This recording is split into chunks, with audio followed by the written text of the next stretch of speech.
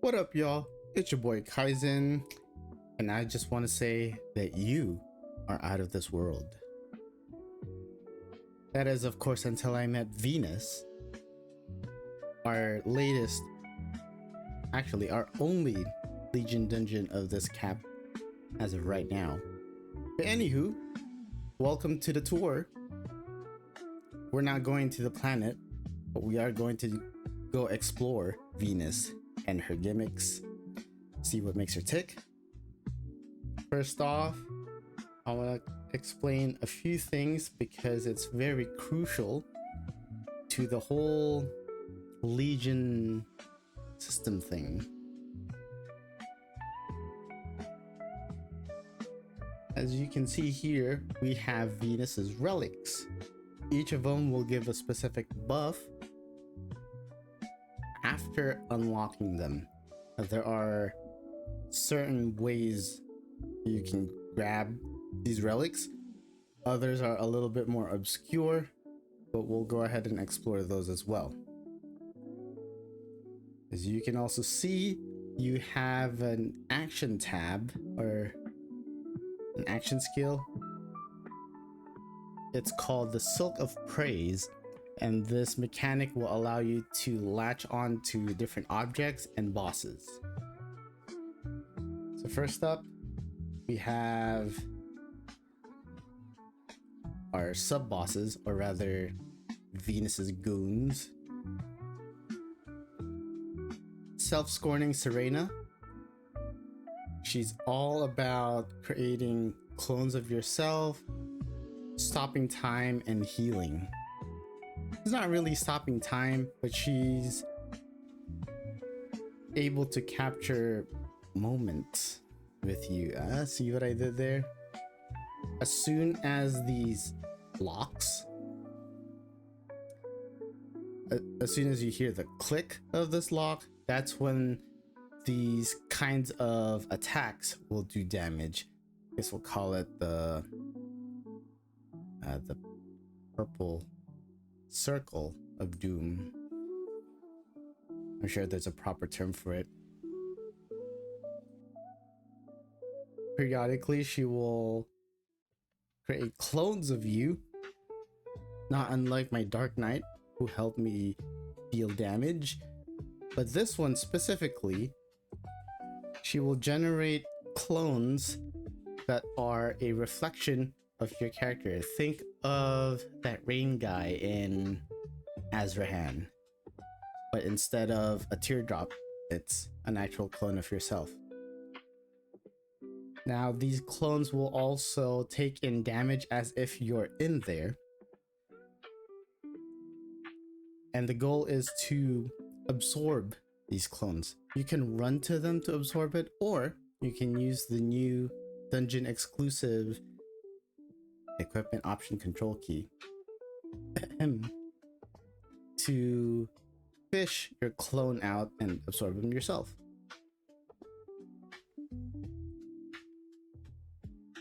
I used it last minute, but it seems like I failed.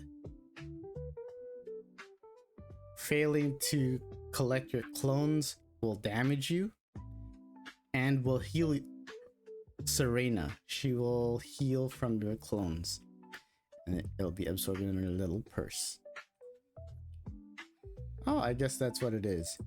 So her purse latch, that is your sound, that is your key, rather.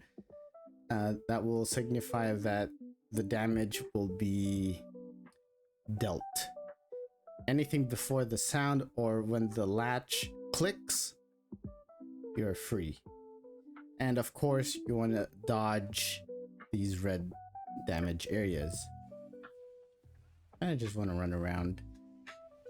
So far, avoid the purple purse looking latch clicking thingies, the hearts, the purple and gold hearts, and the red damage areas. And also collect your clones.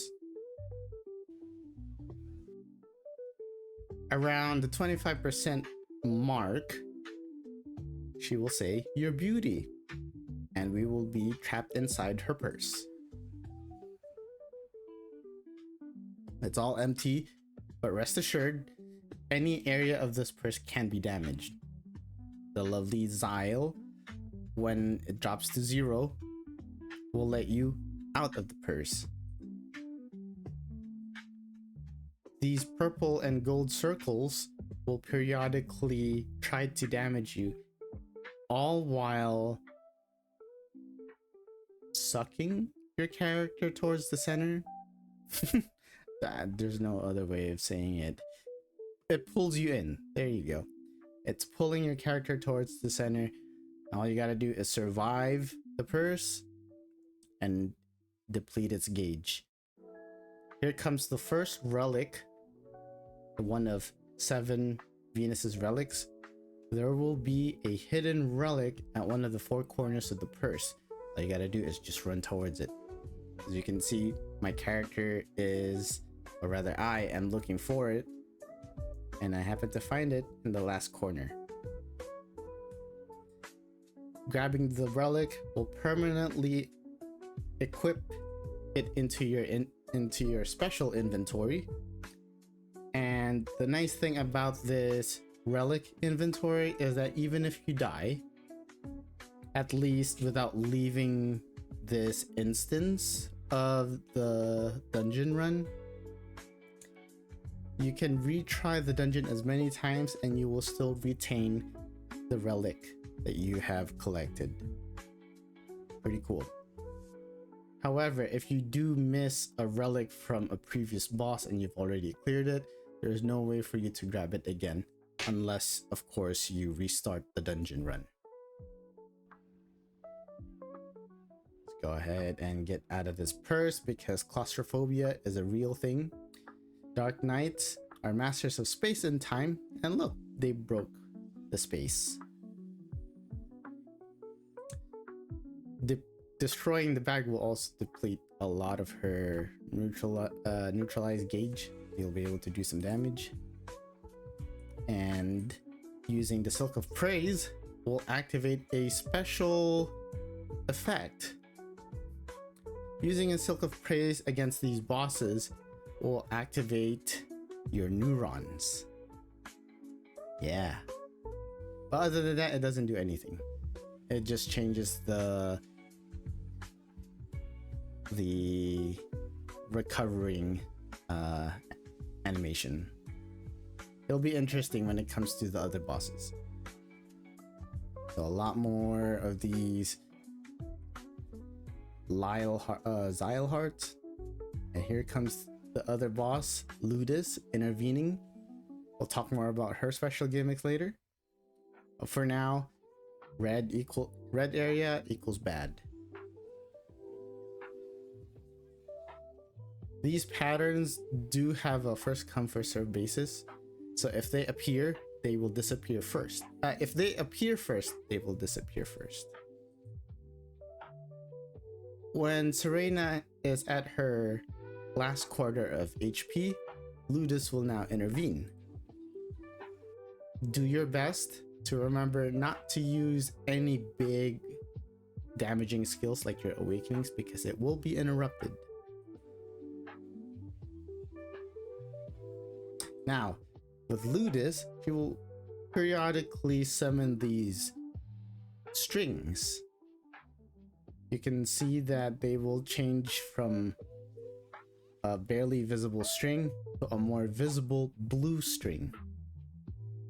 When they are gray and barely visible, they are harmless.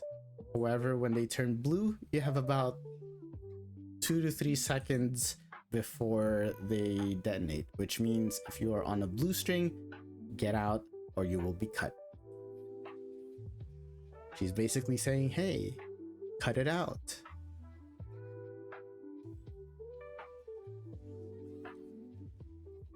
If Sereina is still alive, she will join Ludis in attacking you. As you can see, both of their attacks are now combined, which makes it a little bit difficult to dodge some of these attacks, but be patient. If a boss disappears from your screen, you may use the Silk of Praise to jump towards them. If you catch a glimpse of where they are, thanks to object permanence, you can kind of tell that the boss is in this area. Horizontal wise, you want to line up with your Silk of Praise, even if it's a little bit to the top or to the bottom. As long as you've lined up with them horizontally, the Silk of Praise will take you to them, like so. That the Silk of Praise will be useful in so many mechanics. There are things where you just can't dodge purely just by running. I mean, you can iframe it, but it will be a lot easier if you make use of the Silk of Praise. You want to Spider-Man your way towards them. Here's one of Ludis's special interactions with Sereina. If you ever see a double circle, a circle within a circle, there will be a circular gauge that will fill up. Once it reaches the inner circle, this damage area will stop following you. Your goal is, whenever you see this, you want to look for Sereina. In this scenario, Sereina is all the way to the right, but you may not have enough time to manually run there, so you want to use the Silk of Praise to teleport to her. As the circle gets larger, you want to get ready to go to Sereina. Once it stops following you, the circle will now stay here. This is one of Ludis's attacks, and if you happen to land that circle on Sereina, Sereina will get hit by Ludis. You get to damage her a bit. A little bit of betrayal there. Again, if you happen to see an area that is, there don't seem to be an area for you to hide.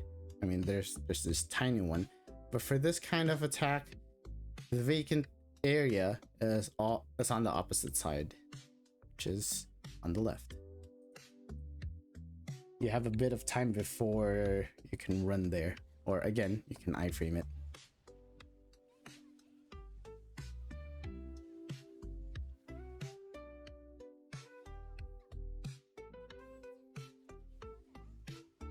Apart from their special attacks and interactions, there's really not much else to talk about with Ludis and Sereina other than dodging what we've discussed. Dodge the strings before they turn blue. Stay away from the red areas. If you see double circles, line them up. When Ludis is around 30% HP, Sereina and Ludis will perform combos on you. So stay on your toes. Thankfully, this pattern is static, which means this whole series of attacks will not change apart from right to left or left to right. It will stay the same. Don't forget the clone. Dodge the purple circles and the blues. Go inside, go out. Stay inside, dodge the blue strings. And then lock it, and then the strings. I know that's a lot to take in, but take your time. Do your best to resist attacking them. Remember, first in, first out. If you see an attack appear and then another attack follows, stay within that second attack. For example, Sereina's locket attack appears first. followed by Ludis's red circle attack. Since Serena's attack appeared first, they will also disappear first. So you can use Ludis's attack as sort of a temporary safe zone before you move on to where Serena's attack previously was. Since it disappeared, it now becomes the safe zone, allowing you to dodge Ludis's attack. There's a lot of this in this pattern, like this one, Serena's attack, and then Ludis's attack.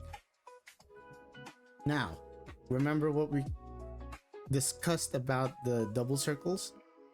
Now both of them are trying to attack you. One is static and one is on you. For this attack, you want these two circles to more or less overlap. It doesn't have to be this close, but this just means Ludis and Serena will attack that area. If they're both in that area, they collide, allowing you to damage them in their groggy phase.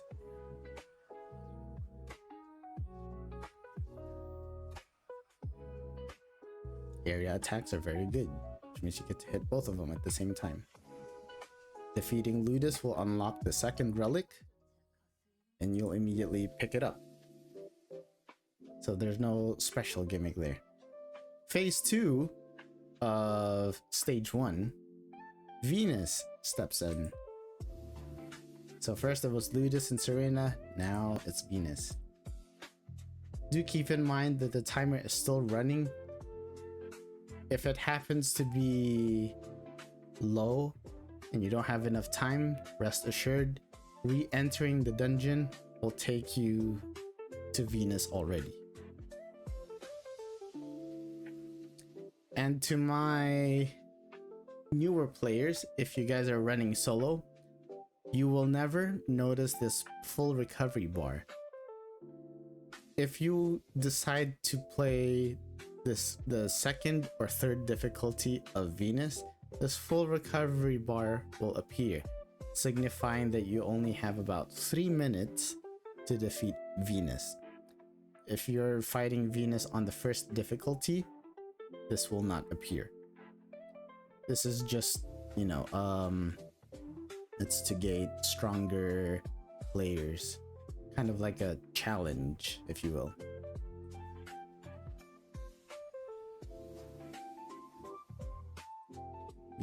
The first Venus's attack will be comprised of purple flowers and gold thorns. Both will damage you, and there will be some time before the gold thorns detonate, as well as the purple flowers. Once the purple flowers turn pink, they are going to detonate. The purple flowers will only detonate once you pass through them. That will be important later on.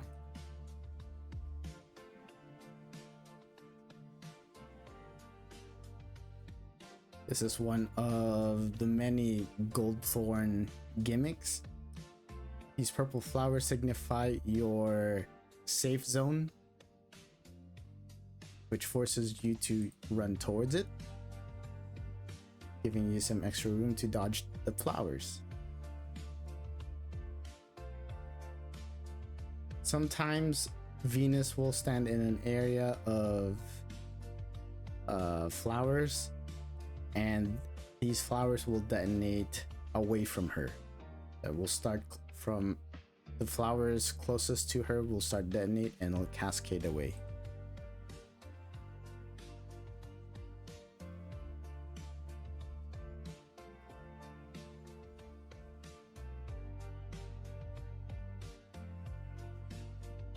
In this pattern, her chalice, I suppose, will summon 3 sets of gold thorn circles, 2 at the top and 1 at the bottom. You can dodge them just by standing in the gaps, Or you could use the Silk of Praise to latch onto this thing to get to the bigger safe zone, which is the center. Do be careful though.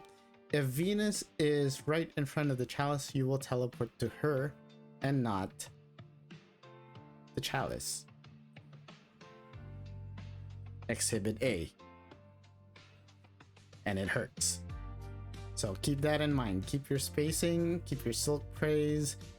When you're lining things up, there will be things that will obstruct you from your goal.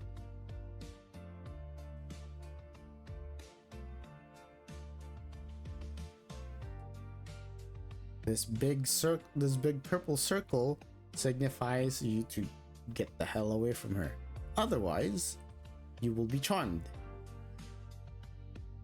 You have about 2 seconds before you get inflicted with damage, or before you get fully charmed. Your goal is to press your basic attack key and land this icon in the green area.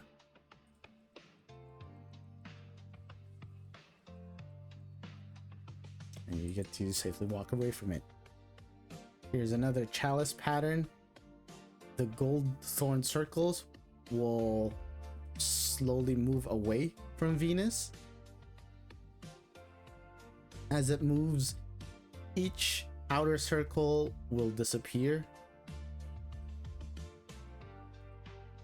And your goal is to teleport to Venus once enough circles have disappeared.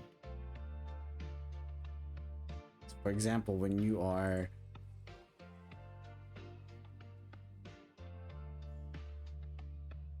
if you teleport to Venus right away, this outer circle is still within Venus's area and it's gonna damage you. You want to wait until a couple more get removed before you teleport to her.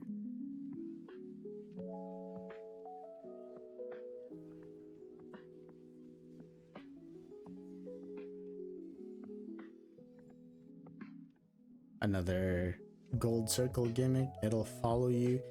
If you happen to be standing in flowers, try to detonate one area and then walk away from it so you can avoid its explosion.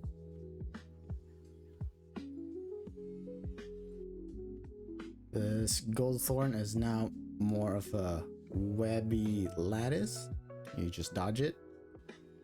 Be mindful of the the flowers. Let's see if your blah blah blah blah blah. This gimmick means that Venus will start spawning a bunch more flowers. All you gotta do is create a safe zone, meaning step on the flowers, let them detonate, and hide in stay in the safe zone. I'm trying to run. This pink flower will collect droplets from the sky. Every time the droplet lands on the flower, that water droplet will transfer to Venus and heal her. You can interrupt this mechanic by standing on the flower. The water droplet will not go to the water. The water droplet will not go to the flower. And she will stop healing. If this is your first time canceling this mechanic, you will get a relic. Again, if you happen to not have enough time, once you've collected the relic, you may rerun the dungeon. As long as you don't leave the dungeon entirely, like switch channels or characters, you will retain these relics and you'll be able to fight Venus again with more time on your hands. As the bar fills up for this mechanic, she will then explode the flowers away from her. Now here comes the second neuron activation. Using the Silk of Praise on Venus will unlock, or rather activate, this pose. Some say it reduces the time her neutralized gauge fills up. Some say it makes it even faster. Who's to say they are both correct?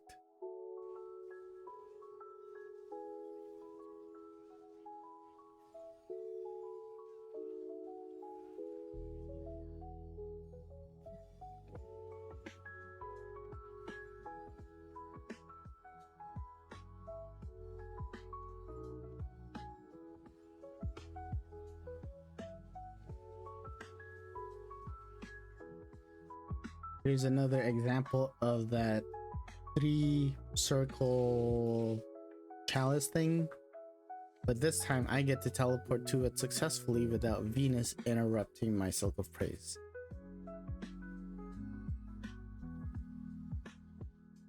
Since it was so close to it, I didn't need to use Silk of Praise. I can just jump into it, or rather walk towards it.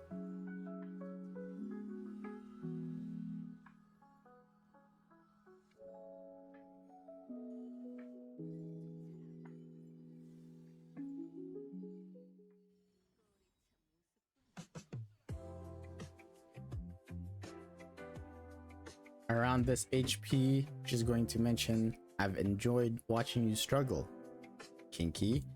Now she's going to combine her purple flower and her gold thorn attacks, try to disrupt you and, you know, do what bosses do, try to kill you.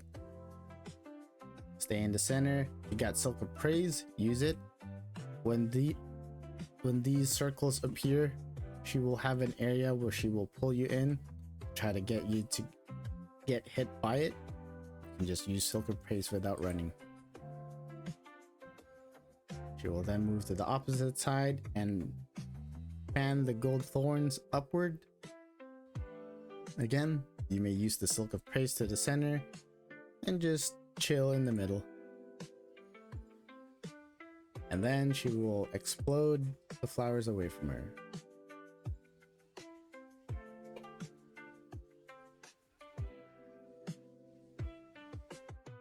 Full recovery is almost full, and I am promptly booted out of the dungeon. Woe is me. Since I am out of the dungeon, you can see that I've retained all the relics that I've collected so far. And when I go back to the dungeon, I'm taken back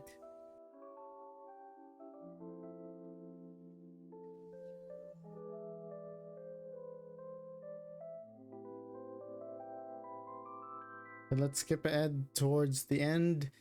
That was pretty much all the gimmicks that she had, and there are no more relics to acquire on this boss.